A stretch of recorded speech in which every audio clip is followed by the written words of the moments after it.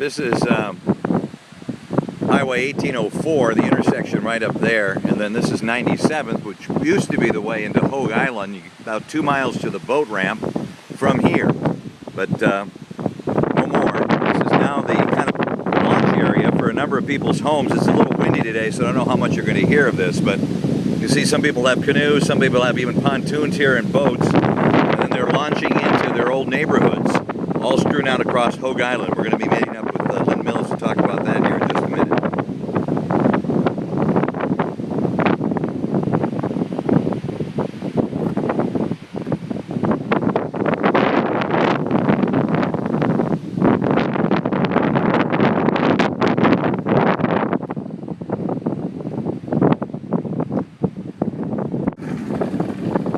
Okay, we're leaving the dock area now, and how long will it take us to get there, Lynn? I'd say about 10 to 12 minutes, somewhere in that area. 10 to 12 minutes. How long did it take you by car when you used to come down here? 5? 5? Maybe. Yeah.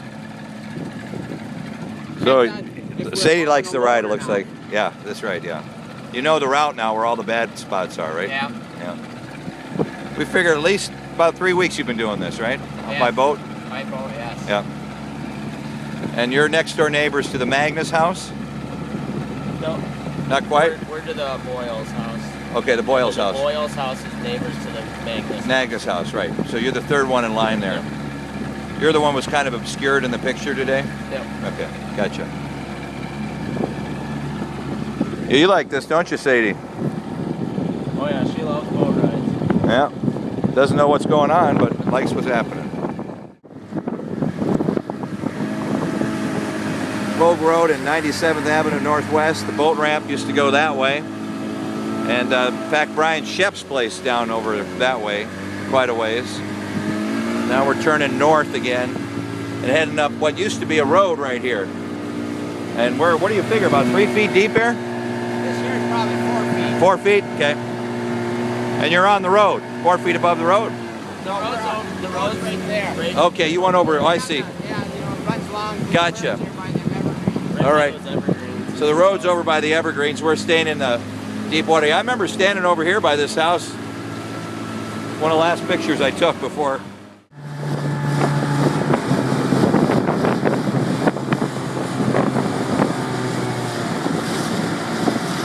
There's Island Park. I always get mixed up with all that. And we're coming into the house here now. His neighbor's house. This is a riverfront property here, the Mills place. Been here for a long time, 14 years. Yep. Lynn built it. Cody here just barely remembers the other house before they came here. Got a lot of water in the garage here. So how deep are you estimating the water to be here? About 3.5. About 3.5, right? 3.5 feet, about 3.5 feet, you thinking here? In here? Yeah. About 3. And the current just right out in front of your house now. Unbelievable. So really all it's saving you is this guy's house, right? What's that? All it's saving you is his house. He's definitely helping. His trees out front. Yeah, right.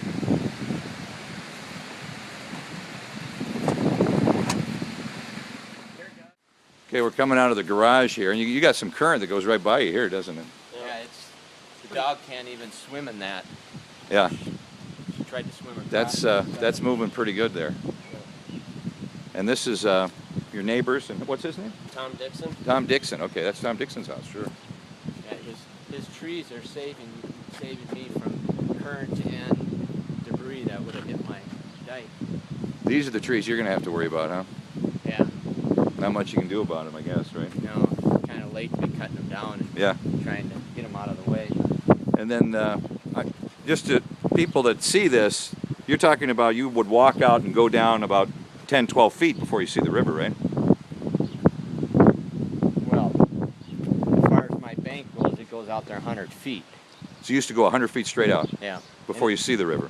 Yeah, see, you can see out there's a white buoy. Yep, I see the buoy, yep. That is the edge of our bank yet. Okay. And we tied it to one of our cables that held our docks. Okay. So that tells me that the bank's got to still be there.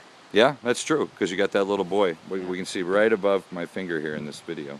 The trees are kind of, they're stuck to some ground there. They wouldn't be Yep. just sitting there. Yeah, they don't seem to be wobbling at all. It's been a really windy day, too, so Right. you got that going for you. And you haven't had really any water intrusion on this side, huh? Well, I did right here, but you can see that that pump dried up now. So that's good. And then the one over on this corner was the What do you first one that I figure? You put have 50,000 sandbags here? Easy. Okay. 8 days. 8 days of sandbagging. 8 days of sandbag. And then this is the Bowles house who had the tree fall on it here. And the famous spinning house in the videos, but it's not spinning anymore. It seems just sort of settled in place, huh? Yeah, it's kind of stuck with a bunch of trees and holding it in there. Yep.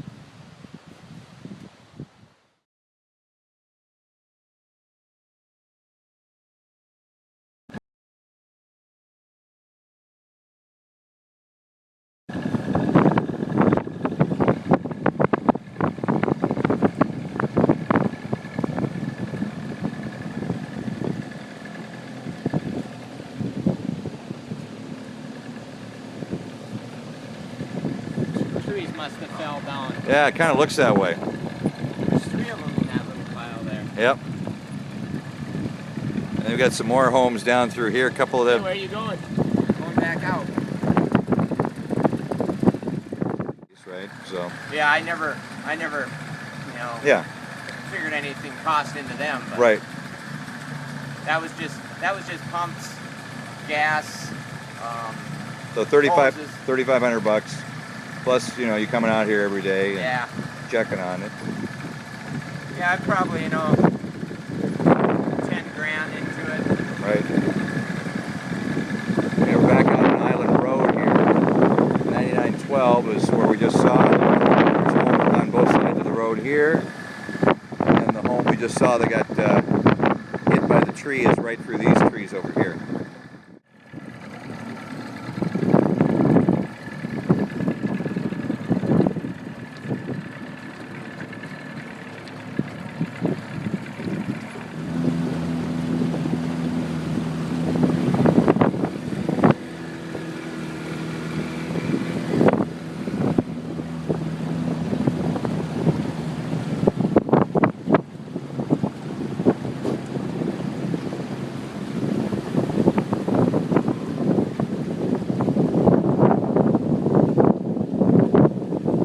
Well, we made it in one piece.